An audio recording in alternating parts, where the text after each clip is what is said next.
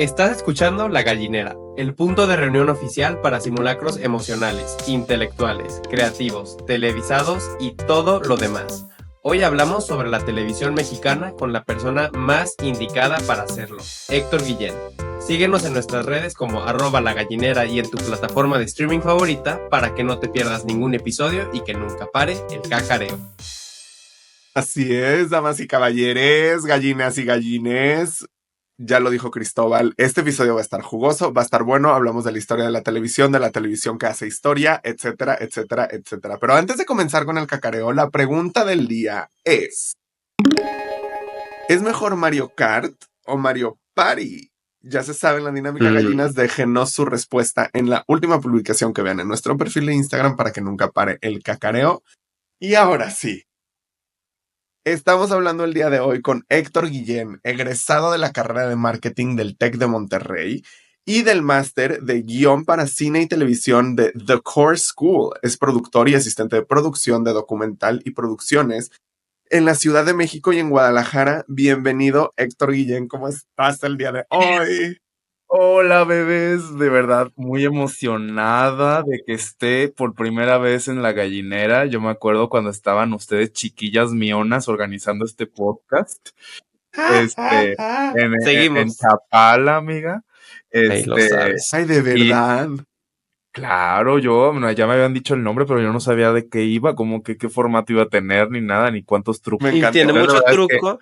Y en este último truco, bueno, tú eres el invitado. O sea, ya como dijo Juan Pedro, eres el más indicado para hablar de ese tema. Y además, gallinas, ustedes tienen que saber, quien tenemos aquí enfrente es una bailarina que se prepara como bailarina, una actriz que se prepara como actriz, acróbata que se prepara como una bailarina y una acróbata, amiga. Que se prepara verdaderamente. Es decir, una vedette. Y vamos a llegar a, si no saben de qué es esta referencia, llegaremos a eso más adelante en este episodio. Y bueno, además de todo, Héctor es gran amistad nuestra desde hace muchos personal, años. Sí, claro. Y justo, o sea, cuando decía que éramos chiquillas mionas, es que de verdad nos conocemos desde que somos chiquillas mionas en la secundaria. Sí, exacto. Y muy chiquillas, pero aún así más mionas que chiquillas. Ese es el asunto. Mionas que chiquillas. Lo miona nunca se quita, bebés. Espero que algún día se quite, güey. Pero mira, todo esto para decir, hemos crecido, hemos llegado. Bienvenido a La Gallinera, Héctor Guillén. Estamos muy felices de recibirte. ¿Cómo te sientes? ¿Te sientes preparado para hablar de todos los temas televisivos del mundo entero? Nunca me había sentido más preparado. Literalmente toda mi infancia y mi adolescencia y mi adultez me ha preparado para este episodio. Ay, me encantó. Yo me acuerdo que Héctor y yo nos conocimos por allá de primero de secundaria, teníamos 12 añotes y me acuerdo que yo la verdad nunca he sido tan televisivo como Héctor, o sea, sí veía obviamente que si la caricatura, que si todo eso cuando estaba niño, pero neta Héctor traía siempre muchísimo contenido que a mí me sacaba mucho de pedo y me acuerdo que un día me empezó a decir, güey, por favor, si tienes este canal en tu casa, en tu megacable o lo que sea, tienes que verlo.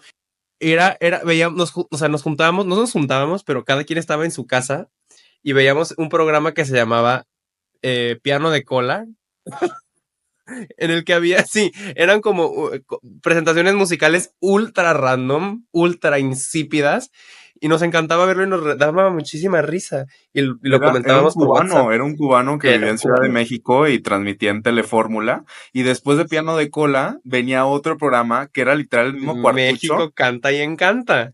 México canta y encanta. Y era... ¡Están locas! No te imaginas, o sea, nuestras pláticas de secundaria era eso, Carmen Aristegui por las mañanas. Y lo sabes. Porque nuestros padres respectivamente nos llevaban, bueno, sí, ¿a ti sí te llevaba tu papá o era tu mamá? Mi papá. Ajá, ponía a Carmen Aristegui, mi papá también ponía a Carmen Aristegui en MBS, y hace poco le está diciendo a mi papá de que, ay, extraño Aristegui en MBS, no el programa que tiene ahorita en línea, que puedes ver desde cualquier plataforma, sino el de MBS, porque era tenía muy buenas cortinillas, colaboradores buenos, pero nos encantaba burlarnos de todo, éramos muy burlones también. Muy burlonas. Yo tengo una duda antes de continuar, solamente porque ya se me calentó el hocico. Carmen Aristegui, ¿o cuál era el que era después del quinto VIP? Serán las 7:30. En Red Nacional. Notisistema. En Red Nacional. Ese ponía mi papá cuando me llevaba a la escuela. Pero yo también quiero, para todas las gallinas que no vayan a entender cosas, decirles que no se preocupen, que todo está bien. La verdad es que yo tengo una relación amistosa muy, muy hermosa con Héctor Guillén. Pero la otra realidad es que no entiendo como el 85% de lo que me dice, precisamente porque son muchas referencias de televisión de México Canta y Encanta que yo nunca vi, porque en mi casa hubo cable como 3 años y luego mi papá se cansó, lo canceló y se acabó. Entonces yo estoy alienado de toda esta fantasía, pero vamos a hablar de muchas cosas muy interesantes, no solamente de los memes y los mames de la televisión mexicana, que vaya que hay muchos, sino Harto. también de pues que si la historia y los salseos y que si esta le picó a esta y esta otra le quitó dinero a esta otra y la manga del camello, ¿sí o no? Sí, amiga, vamos a hablar de muchos trucos. Me encantó. Empecemos. ¿Les parece bien si empezamos con un concepto que se me presentó a mí recientemente, nuevamente hablando con Héctor Guillén y nuevamente en un inicio no le entendí, pero Hmm. está aquí para hacernos entender? Podemos hablar de la recesión cultural televisiva del mundo. Yo no sé si del mundo, O sea, sí, porque me creo refería al... del mundo mexicano, di. Anda. Sí. Sí, sí, sí, creo que sí, o sea, es algo que yo he mencionado con algunos amigos que lo he notado en los últimas, sobre todo en la última década, ¿no? Que es cuando ya soy un poco más grandecito y estoy más consciente de lo que, de los contenidos de todo el mundo, de lo que pasa. O sea, como que en general me gusta actualizarme. No, no es como que sea una persona disciplinada al momento de saber toda la cultura pop y la cultura televisiva de todo el mundo, pero de repente estoy, pues que los gays de España que dicen de lo que pasa en Sálvame, de los gays de Estados Unidos que pasa con Wendy Williams, de los gays de Argentina que qué pasa con... Entonces, yo tengo como un poquito ingredientes y sé más o menos qué está pasando en las televisiones de todo el lado España, de hispano, o sea, como Iberoamérica y Estados Unidos, ¿no? Me encantó. Entonces, yo la verdad es que tenía como una especie de obsesión por ver televisión porque desde pequeño, pues no tenía hermanos, amigas. Yo era hijo único. O sea, literalmente, no tenía primos de mi edad. Tenía una prima de mi edad que me llevaba 3 años y con ella pues sí veía de que telenovelas como Floricienta y así, pero realmente el 80% de mi día en la casa era la televisión o salir con mis perros al patio. Y Y pues pues eso con llega los a perros, cansar, ¿no? Salir con al los perros patio. los grababa, güey. O sea, los grababa a los perros porque era, mi mundo era la televisión. O sea, yo quería hacer de que Me los quería encanta. grabar, de que los quería fingía que eran como reporteros de televisión. Hacía Sí, del baño con ellos, comía su comida. O sea, literal me la vivía con ellos, ¿sabes? Entonces, sí, sí, sí. eran los perros y la televisión lo que yo vivía de pequeño, ¿no? Entonces, la recesión cultural habla un poco de los contenidos, digo, pasando de hacer del baño con mis perros. Exacto, por favor, cambiemos de tema.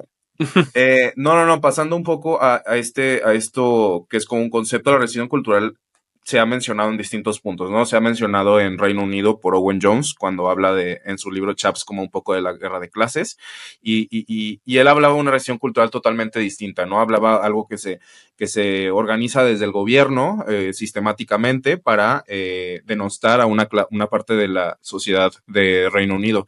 En este caso yo hablaba más como de la recesión cultural de los contenidos y cómo es una irrelevancia absoluta y cómo desaprovechan las nuevas tendencias de redes sociales, las televisoras mexicanas como Televisa y TV Azteca y cómo ahora deben un chingo de dinero y están en una situación muy precaria en nivel de sus finanzas. Eh, porque el modelo que existía era de un poder, una relación poder entre lo político y lo mediático muy fuerte, ¿no? O sea, lo veíamos cuando Televisa era Sabludovsky, Raúl Velasco, todos estos personajes como tan fuertes dentro de la televisión y del imaginario colectivo mexicano. O sea, eh, el mexicano se informaba solo con un noticiero, ¿sabes? O sea, que era el de Sí, 24 horas por las noches con Jacobo Sabludovsky. Se entretenía con un programa cada domingo, que era siempre en domingo, con Raúl Velasco, se enteraba, o sea, todo sucedía por un solo canal, literalmente de sí, información y de entretenimiento. Televisa tiene como pues este como tesoro gigantesco de tener que crear la comedia, los chistes, ellos dictaban la cultura mexicana. Claro. Entonces, en un punto, para los 2000 empieza como un poco, cambia el mando, ¿no? O sea, muere el Azcárraga que estaba en ese entonces y entra Emilio Azcárraga Jan, que es como el que hace poco se salió, pero él era como la visión joven de Televisa y realmente es que no lo hizo bien, o sea, en pocas palabras. Y era su hijo. Era su hijo. Era el nieto. Pero pónganle una chincheta a eso. Okay. Sí. Es cierto. Chincheta al nieto. Pero está medio curioso cómo llega y todo. Pero el punto es que al final, el resumen, lo que pasa con la recesión cultural, a mi parecer, es que estas empresas no solo tienen el poder sobre los contenidos televisivos, sino también dentro del cine mexicano, de la cultura de este país. Y pasa que abaratan tanto y empiezan a ver, esto es un éxito, pero no cuesta tanto, entonces hay que, no sé, esta serie de comedia hay que alargarla a 400 episodios. No, pero ¿cómo le vamos a hacer con las tramas? No importa, con que sigan sacando episodios, nosotros seguimos sacando comerciales y nosotros seguimos recibiendo publicidad oficial del gobierno del Sí, claro. turno. Entonces era como una cosa muy así, muy, o sea, muy monopólica, ¿no? O duopólica en este caso, con las dos televisoras. Y empieza una debacle de los contenidos y la gente pues la gente que tiene la oportunidad de tener internet en su casa, de tener una computadora, empieza a consumir contenidos fuera del país, ¿no? Empieza a descubrir que existe el anime de Japón, que existen las series turcas, que existen los programas, las series españolas, las como muy telenovelescas, pero que son series. Las series gringas, obviamente, todas las del cable, de que todas empiezan, o sea, los gays empiezan a ver Queer as Folk de Reino Unido o de Estados Unidos. Las amas de casa empiezan a ver series turcas. O sea, entonces todo México empieza a descubrir que existe como un mundo de contenidos que es mucho mejor y tiene más mente y tiene más sentido porque tienen guionistas más experimentados que lo que es el contenido barato de Televisa y TV Azteca, ¿no? Entonces, eso provoca que empiecen a entrar en pánico y digan de que, güey, ¿qué vamos a hacer? Entra Netflix, entra Prime Video y obviamente tampoco hemos visto como un resurgimiento de los contenidos mexicanos en esas plataformas porque los ejecutivos de esas televisoras se pasaron a las plataformas de streaming. O sea, los productores de las telenovelas, de las cosas mediocres, se pasaron al lado del cine y de la televisión en streaming y sigue siendo igual de mediocre que desde hace 20, 15 años. Entonces, a eso iba con el tema de la recesión cultural. Creo que es algo que, o sea, cuando lo mencionas, pues puedes pensar que es como algo muy dicho a la ligera, cosa que desde luego estoy de acuerdo que la cultura mexicana es una de las más enriquecidas de su región y que creo que hay mucho potencial y por eso mismo yo pienso que por eso existe una recesión cultural, porque existe el potencial para hacer cosas mejores.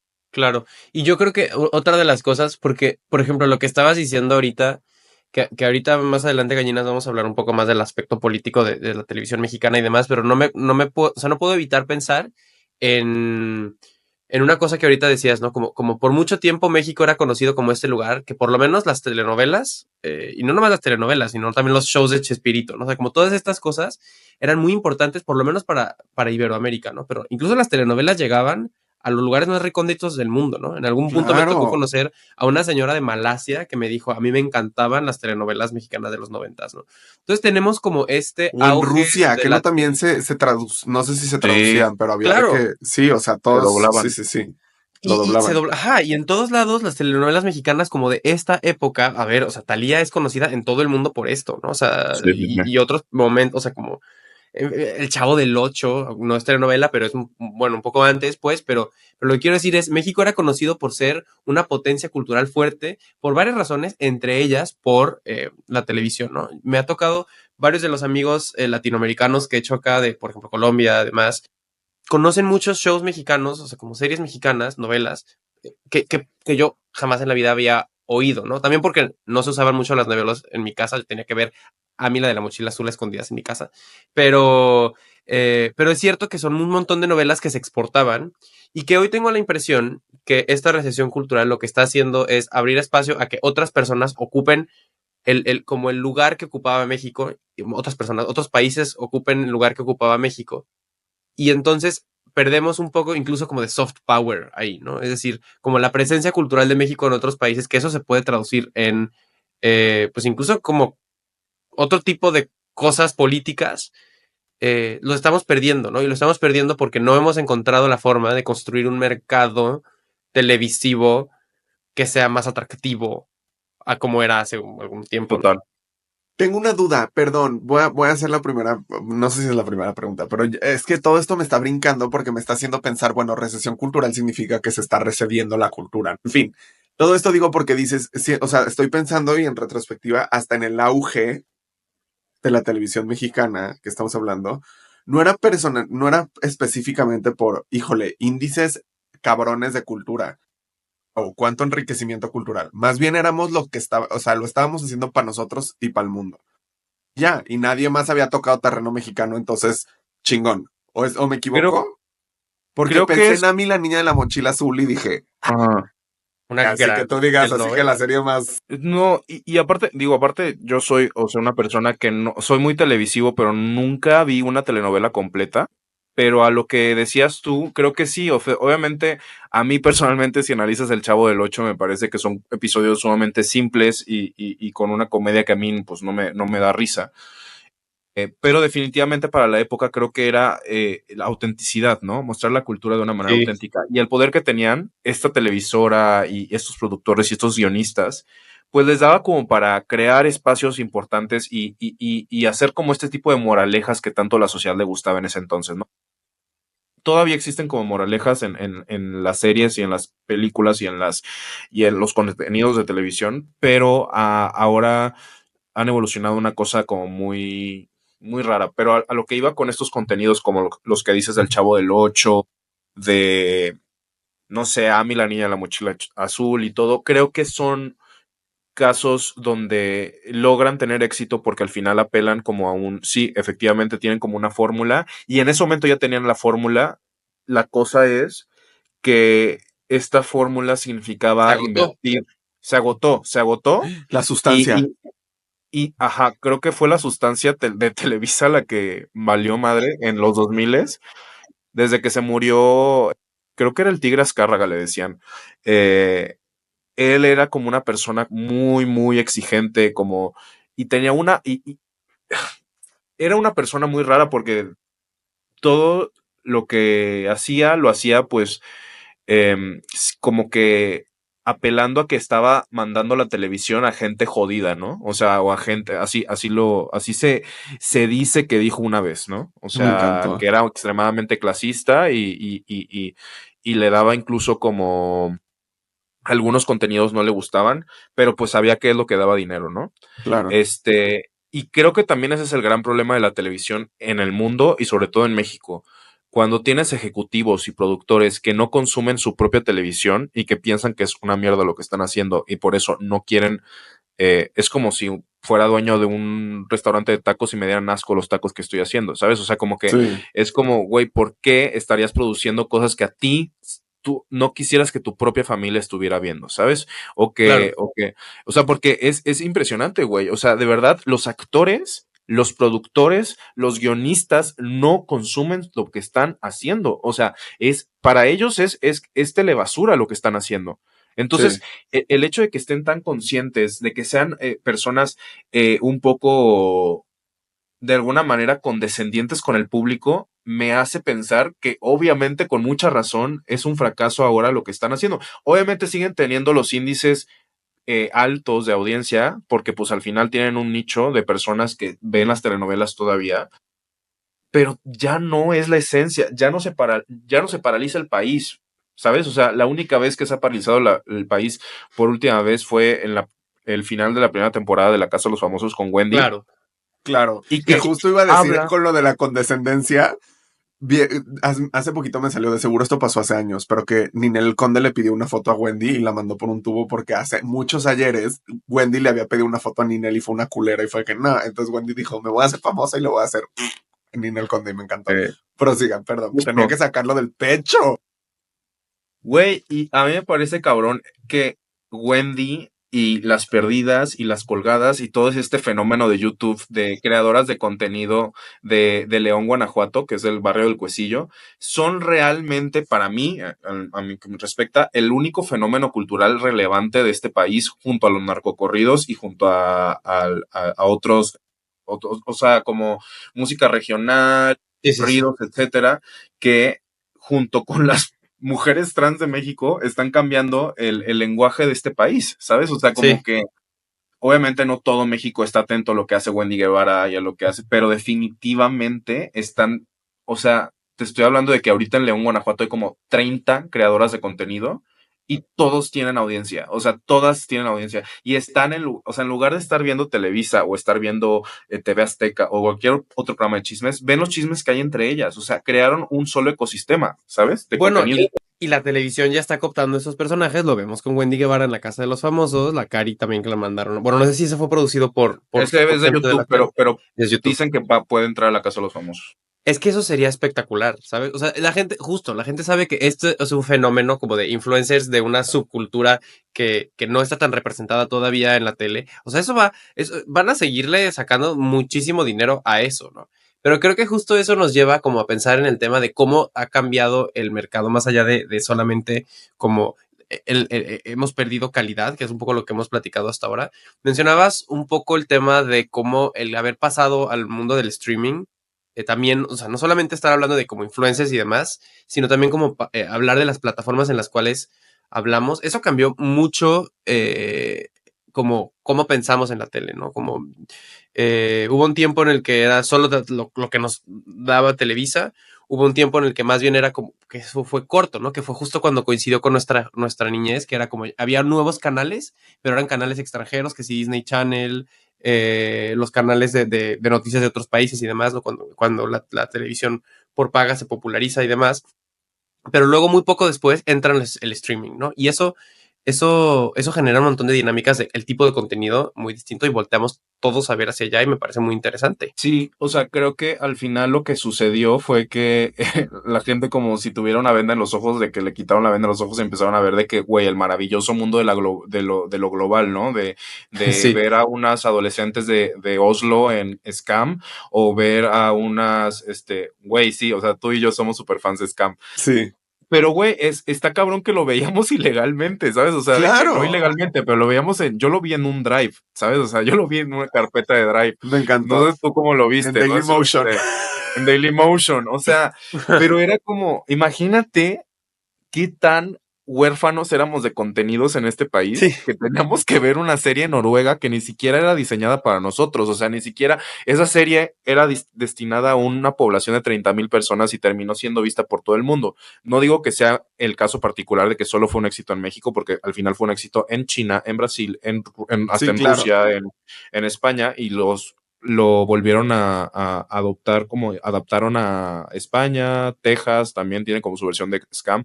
Scam Entonces, Francia es bueno, también es sí, y todavía bueno. sigue, ¿verdad? Sí, Scam Francia ha sido la única de las, ¿cómo les dicen? Como franquicias. No se dicen franquicias, pero me entienden. Sí, sí, sí. Que ya se fue más allá del guión inicial.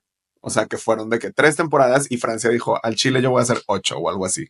Ya no sé cuántos Güey, han hecho. y yo llegué tarde, la verdad. Yo recuerdo que todas como mis amigas o amigos habían visto Scam en el momento en que iban saliendo los episodios como por prepa. Yo lo vi en la universidad. No, yo lo vi en O la sea, yo lo universidad vi también. justo, de hecho creo que fue durante el COVID, en la pandemia, cuando fui a verlo, porque Scam se estrena en 2017.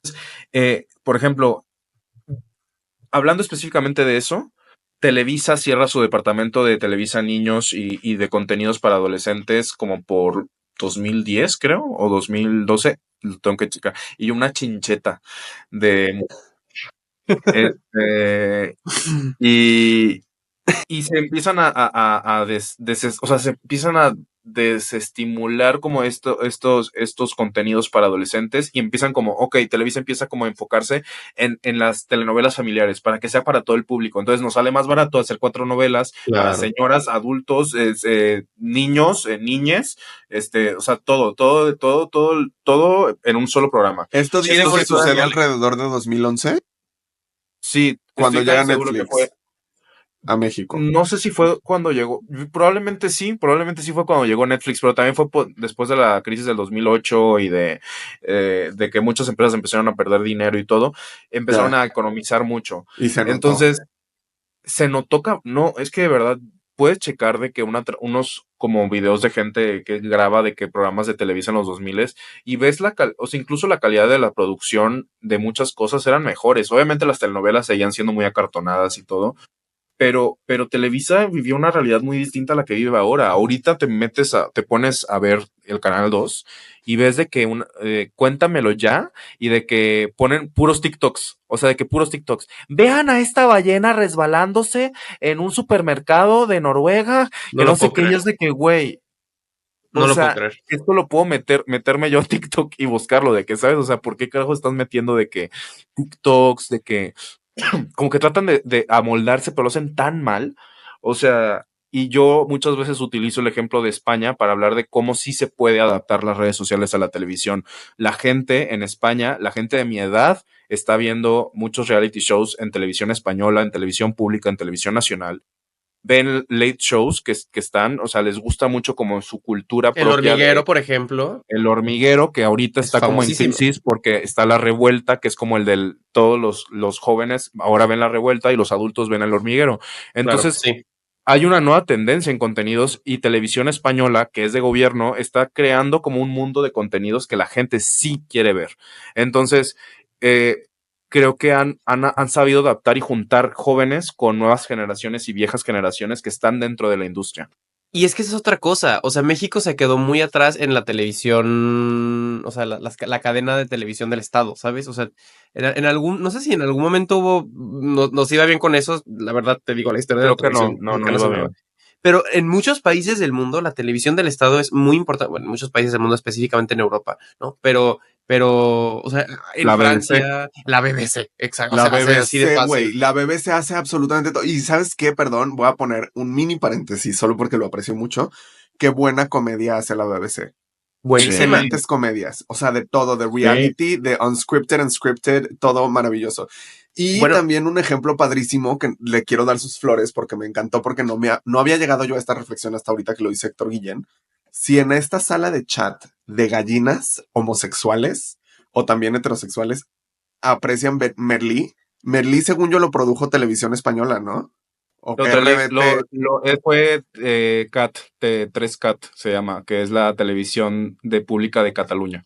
Ah, bueno, pues aplausos a la televisión pública de Cataluña, güey. Excelente serie. Y se vio hasta exacto. Guadalajara, Jalisco, México. Perdón, continúa, Y, Sí, Cristóbal. pero es lo que yo digo, o sea, Cataluña está financiando series que a los jóvenes les gustan, que tienen cosas interesantes que decir y demás, o sea, que tienen esta parte también que es altamente educativa y demás, y nosotras en México, comiéndonos los mocos, y yo, Jalisco, produce un Merlí, por favor. literal lo he pensado, güey. Siento que Jalisco tiene tanto potencial para que o el UDG o Jalisco TV, lo que sea, de que produzca una serie de bajo presupuesto de adolescentes en Jalisco, ¿sabes? O sea, hay muchos fenómenos interesantes de su cultura sucediendo, güey. Tienes a las buchonas que digo, es como, puede ser derogatory, pero pues se puede decir de una manera Sí, sí, apreciando sí. su cultura, porque a mí me maman de toda la Sí, sí, cultura sí, sí, sí.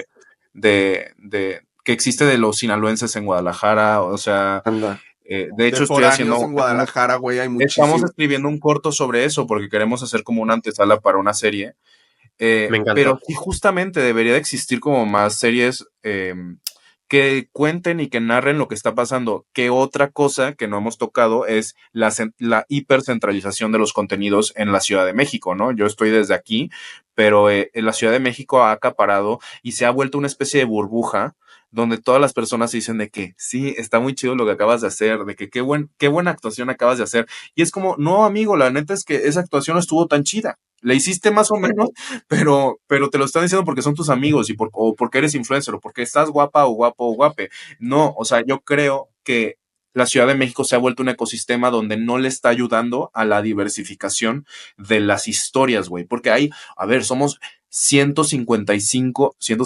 millones. Sí, sí estoy bien. 130 millones en México. Perdón, 130 millones de mexicanos. España son 55, por eso había dicho eso. Son 55, güey, y tienen un muy buen contenido y o sea, digo, no es la industria más próspera de todas, la de la televisión de allá, pero tienen cosas interesantes para su público. ¿Por qué carajos, teniendo un país tan diverso y tan grande, tenemos que centralizar todo en una ciudad tan caótica como lo es la Ciudad de México, que es muy bonita y que tiene cosas muy chidas, pero que necesita salirse de aquí para empezar a Claro. entender qué está pasando en este país desde hace 30 años, ¿no? Y que justamente, ahora que hablábamos un poco del tema del impacto de las plataformas de streaming en México, también es interesante cómo, por ejemplo, el año pasado, quizás la serie mexicana más interesante, la del Secreto del Río, no vino de ninguna de las productoras mexicanas, sino vino de Netflix, ¿no? Más bien, y eso es muy interesante, y justo no está hablando desde la Ciudad de México, está hablando de una realidad afuera, y perdón, pero que Netflix, que además anunció hace algunas semanas una inversión muy fuerte para producir más contenidos en México, y lo anunció en una mañanera con Sheinbaum. O sea, habla de cómo hay un interés muy grande de afuera de contar estas historias y que nosotros adentro, que tendríamos todo para poder hacerlo, no estamos esforzándonos en nada para cambiar un poco la fórmula de los contenidos que vienen desde México, ¿no? Desde las productoras mexicanas. Y eso, bueno, de las productoras grandes mexicanas, ¿no? Eso. Yo quiero, desde la gallinera, mandarle un mensaje a Ted Ted. Sarandos, CEO de Netflix, Ay, para que por favor, ese billón de dólares que tiene preparado para la industria mexicana no lo gaste en las mismas personas mediocres de la industria, que podamos generar contenidos de valor con historias distintas, con historias que narren desde Tijuana hasta Cancún lo que está pasando en este país y que no solo se base en lo que pase en la Condesa o en la Roma con historias sumamente cliché. O sea, podemos hacer historias muy buenas. Si Ted escuchara esto y a lo mejor mágicamente lo cuenta alguien en Netflix y alguien en el edificio de Netflix de Ciudad de México le hubiera dicho esto, te juro que podríamos tener una serie del éxito de La Casa de Papel, del éxito de Merlí, del éxito, o sea, de un fenómeno mundial real. No hemos tenido una serie exitosa en todo el mundo desde Rebelde, ¿sabes? O sea, de que Sí, neta sí. no hemos tenido ficciones que resuenen fuera de este mundo. Sí, tenemos Que series de por Netflix sí, que están en el top 10 en el mundo, pero no son un fenómeno cultural y necesitamos generar eso todavía. perdón, ¿cómo se llama este señor? Ted Sarandos. Que por cierto sí nos escucha, ¿eh? El otro día me escribió y me dijo, me encanta la gallinera. Me encantó, pues Ted Sarandos, espero que hayas tomado nota. I hope you're taking notes. ¿Es gringo? Sí. Hi, sir. Pero bueno, oigan, porque dices lo de rebelde y me impacta mucho porque, a ver, yo soy una vieja loca que le encanta ver historias adolescentes. Yo creo en mi mente y en mi espíritu que todavía tengo 18 años, aunque no es el caso. Pero, güey, vimos después, hablando de éxitos mundiales, una serie como Élite. Y Élite literal está ultra mega archi inspirada en Rebelde. Es Rebelde. Son muchas mías coluchis, nada más que las pusieron en Madrid en lugar de en Ciudad de México. O sea, adivina que el presupuesto subió. Pero es la misma, o sea, como que la gente de afuera sí está dando cuenta de lo que hace hits mundiales. Y luego las productoras mexicanas dicen, no, mejor me sordeo y hago la misma novela pedorra Sí, 59 sí, sí. mil veces. Y dice que, güey, si ya está afuera, nos están copiando nosotros, pues nosotros hay que copiarnos bien. Si nos vamos a copiar, hay que copiarnos bien. ¿O no? Exacto, me encantó. No, y es que, güey, como que existe un problema con la gente que está trabajando ahorita en la industria y es que es gente ya establecida, pero es como gente como muy, no sé, o sea, no sé cómo explicarlo, no conozco a toda, obviamente es un mundo gigantesco de gente, pero son personas como que ya tienen establecidas sus referencias o como que realmente muchas de ellas, no estoy hablando de mi generación, porque conozco gente de mi generación que está haciendo cosas muy chidas y que aspiran a hacer cine muy, muy chido y sueño con trabajar con todos ellos. O hay otras personas como un poco más grandes que están como solo les gusta cierto tipo de cine y saben que lo que están haciendo es basura, entonces no se esfuerzan por aplicar el cine que ven o la televisión que ven en otra parte del mundo y tratar de repensar lo que están escribiendo, ¿no? O sea, es como de, pues da igual, es el mismo método, la misma fórmula, el mismo guión mediocre. sin entender cómo son los diálogos nuevos, porque aparte, güey, el lingo de la generación Z mexicana cambia, ¿sabes? O sea, es distinto, no es el mismo que hace 30 o 20 años. Entonces, creo que México tiene tanto potencial, como lo decías, Juan Pedro, como güey, de repensar sus narrativas, de abrirse un poco más, güey. O sea, digo, a ver, Elite, a mí personalmente no me encanta, pero sé que es un fenómeno, y fue un fenómeno cultural, sobre todo desde luego, desde la óptica como un poco de la apertura de la libertad sexual, ¿no? O sea, Justo. Es que de vivir tu hicieron juventud. un Gossip Girl, pero sexual. Entonces, de que Súper. sex positive, pero mucho dinero y gente bonita, ¿qué más quieres? Yo también Claro, reconozco que no es la narrativa que debería de ser para mí, but I eat it up. Devoro y no dejo pinches Al borunazos. final, por eso es lo bonito de los contenidos. Puedes ver de que eso que es súper superficial y súper banal y súper todo. Y también puedes ver otra serie como Scam, que es como estas perdedoras que están juntándose Literal. para un Pistear en una autobús, ¿sabes? O banqueta, sea, de sí. que. Entonces, lo que al final siento es que México todavía tiene como esta cosa como como de negarse a cambiar, ¿sabes? O sea, como, y que creo que no solo es en el entretenimiento, creo que es en todo el país, o sea, en el ámbito político, o sea, no quieren pensar de otra manera, ¿no? Y se quejan de que todo es una mierda, pero no quieren repensar nada, ¿no? O sea, es como, ay, es que todo esto funciona de la chingada y no sé qué, y ay, no me gusta esta serie, o ay, no. Y cuando propones es cuando de que dicen, no es que así ha sido.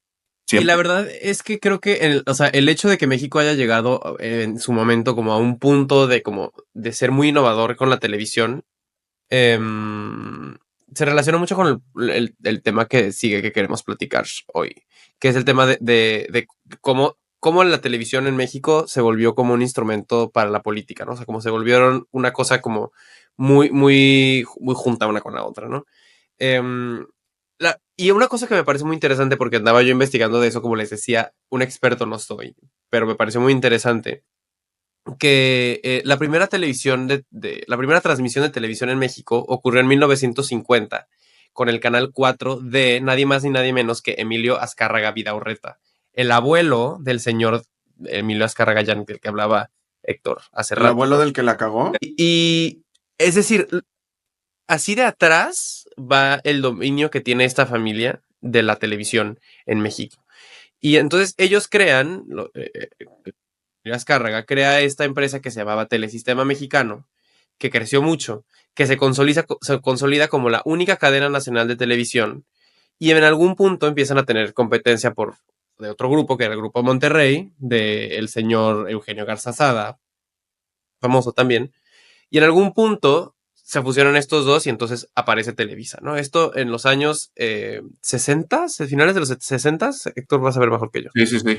Ok, bueno, entonces eso pasa y entonces a partir de ahí es cuando empieza Televisa. Que también no te fijes, un poco antes de eso es cuando, bueno, en México se inventa la televisión a color también. Éramos muy innovadoras en Sí. el, en el ámbito.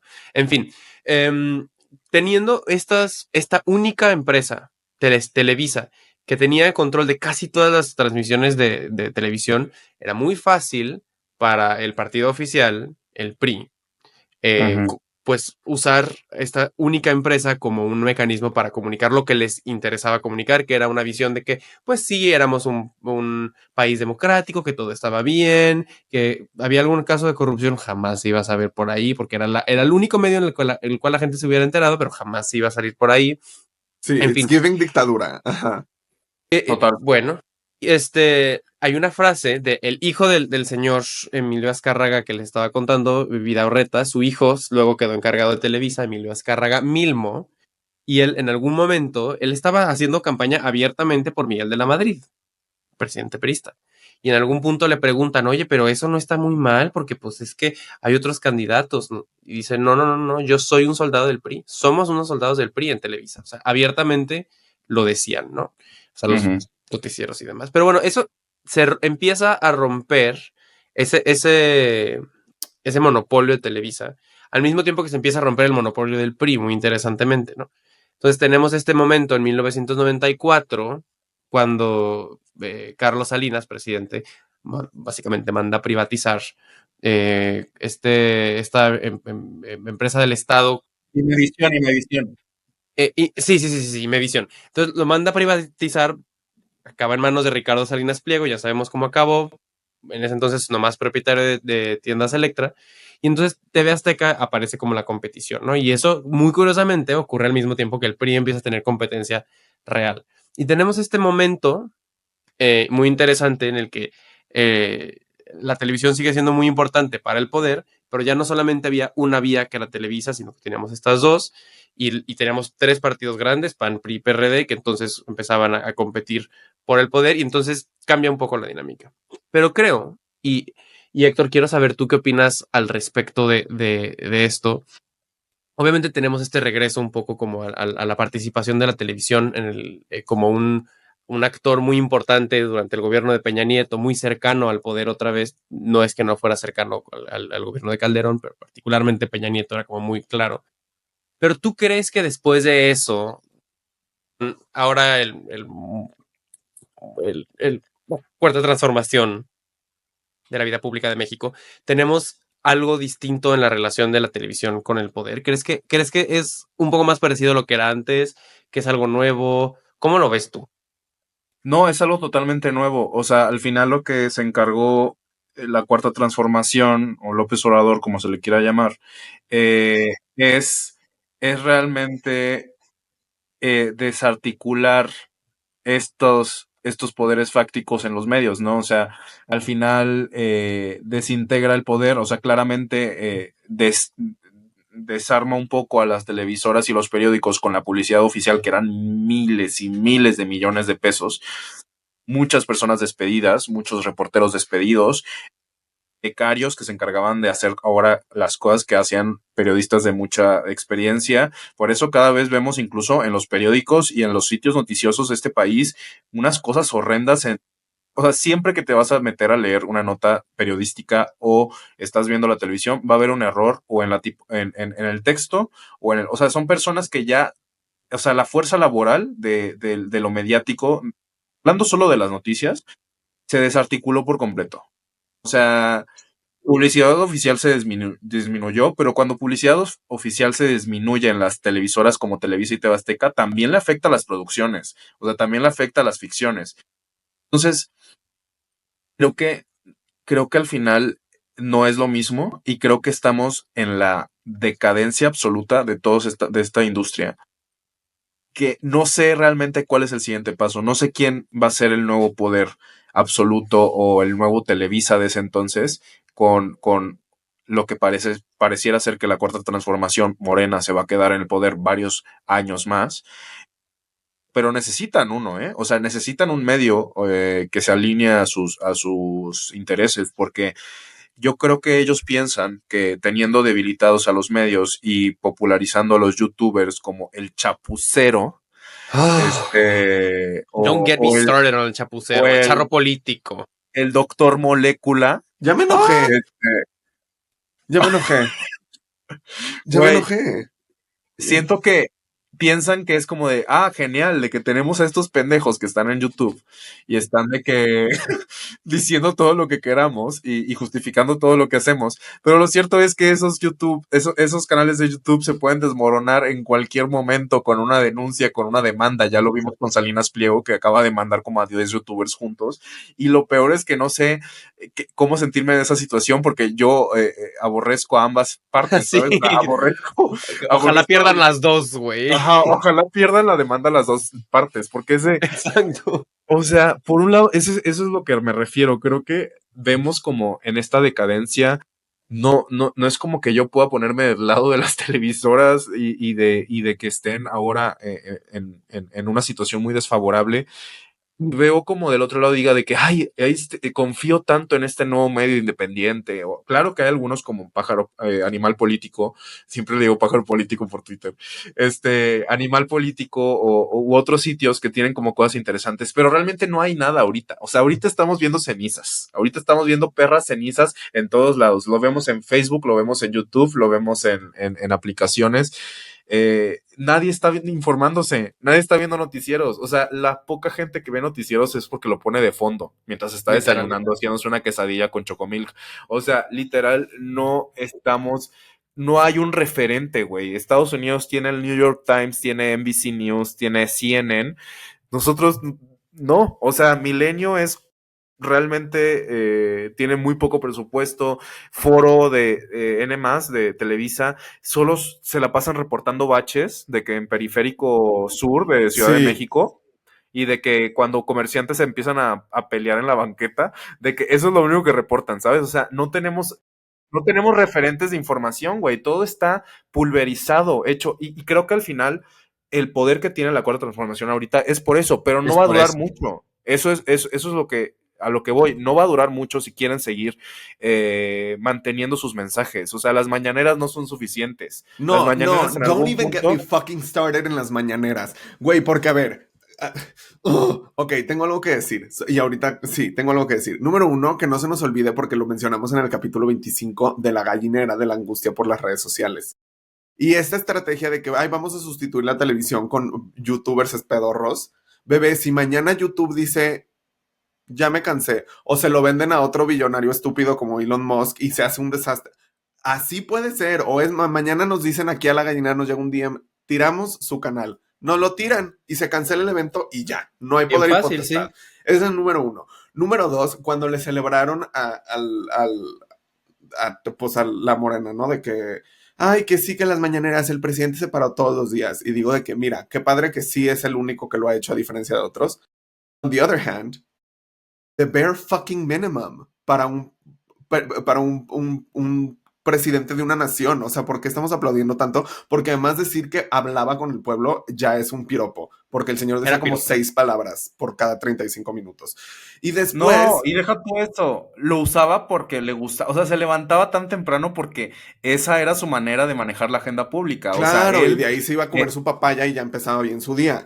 Pero mi problema más grande es, sí, era su rutina. Mi problema más Sí, grande, sí, como sí. dices, es que también ahorita me está sonando a que la falta y la desintegración y como dices, de que las cenizas que hay de contenido, no solamente es porque no hay organización y porque no hay infraestructura y porque no hay verdad, sino porque potencialmente, y esto soy yo siendo conspiranoico, hay peligro de decir las cosas que se tienen que decir y no se puede nada más decir todo. You know what I mean? Y eso me da miedo y terror, me pone así, mira, así. Este, eso es lo que quería decir. bebé, pues de hecho el caso más sonado y que no sonó tanto fue el de Ciro Gómez Leiva, güey. Ciro Gómez Leiva era el conductor estelar de Imagen Televisión, que es la tercera cadena, casi no tiene como el rating de Televisa o TV Azteca, pero él saliendo de su noticiero por la noche lo interceptaron a balazos y lo intentaron asesinar. Su carro era blindado, por suerte, pero de ahí en fuera no la contaba. Y hemos normalizado un poco cómo estaba o sea, creo que está tan debilitada la imagen de los medios que realmente no sonó tanto. O sea, Exacto. no sonó No, tanto claro. su intento de asesinato. Sí, y no me gusta cómo no les... Sí, sí. Estoy muy molesto, la verdad. A ver, las noticias, yo sé que a nadie le gusta, o sea, bueno, yo no he escuchado a alguien que diga, híjole, disfruto ver y escuchar noticias. No, hay gente que siente la responsabilidad de hacerlo, que tiene el hábito de hacerlo, pero así un disfrute no lo veo. However, sí son muy importantes y por lo mismo, yo he tenido esta conversación 1000 veces con Cristóbal, porque Cristóbal sí consume muchas noticias. Decirle cómo sé de quién sí es noticia, porque al rato el periodista que llevo siguiendo años, el medio con el que está ya no le quiere pagar y el otro le arrima un cheque más choncho y más gordo, entonces dice para allá, pero aquí se viene con esta connotación y se tiene que hablar de estos temas y nada más desde esta perspectiva. Entonces todas las opiniones, ¿me doy a entender? Y me da miedo. Sí, Sí, sí, sí. sí. Ibas a decir algo, Cristóbal. Ya no me acuerdo qué era, pero es muy cierto que, o sea, creo que lo que estamos llegando un poco es que, a ver, sí, claramente la televisión mexicana está en un muy mal momento, tanto en la parte como más creativa, las ficciones, las telenovelas, los programas de entretenimiento, como la parte de la noticia, ¿no? O sea, también esa parte no tenemos como más allá de estos programas como no sé, es otra cosa que también me parece muy interesante. O sea, hay países, yo lo veo acá en Francia, me parece muy cabrón, ¿no? Que como la cultura de tener los programas de discusión política, en México tenemos La Hora de Opinar, que cuestionable, y Tercer Grado, que es Yo creo que me parece que no es malo, profundamente aburrido, pero no es malo. Y creo que nos falta mucho más también de encontrar una forma de que las cadenas de televisión se tomen en serio su papel como productoras de cultura, ¿no? O sea, no son solamente productoras de dinero para sus bolsillos, sino que están produciendo cultura y están impactando políticamente y económicamente el país. Entonces, creo que creo que ese es como el punto al que estamos llegando, ¿no? O sea, como tienen mucha responsabilidad y necesitamos encontrar una forma de poner a chambear a estas mamitas que andan hechas nada, hechas cenizas, decía Héctor, y me parece que es muy cierto. Andan por el valle del flop. Anda, El Kia Asylum, dices tú. literal. Navegando el valle del flop. Y no, Héctor, no sé si tengas ganas de decir algo más, te veo con que traes algo en No, la no, punta no, de la no, lengua. me parece que simplemente es un poco la conclusión de esto, de cómo se ha orillado la, yo creo que la industria creativa no existe en la televisión mexicana ahora.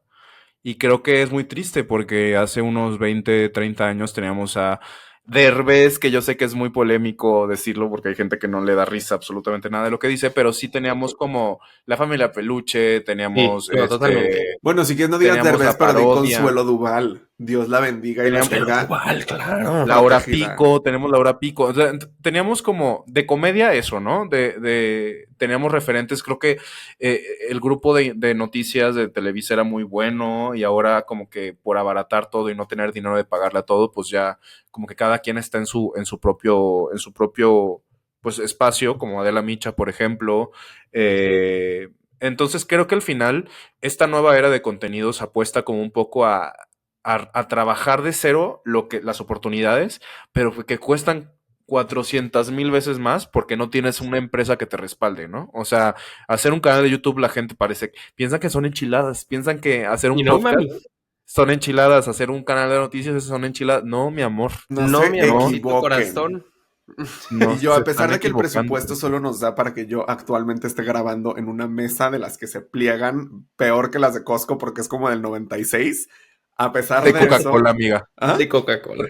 En una mesa de Pepsi. Haz de De cuenta, cerveza Sol. ándale, en esas estoy grabando yo, pero no, no es fácil, no es fácil y hacerlo solo, sí.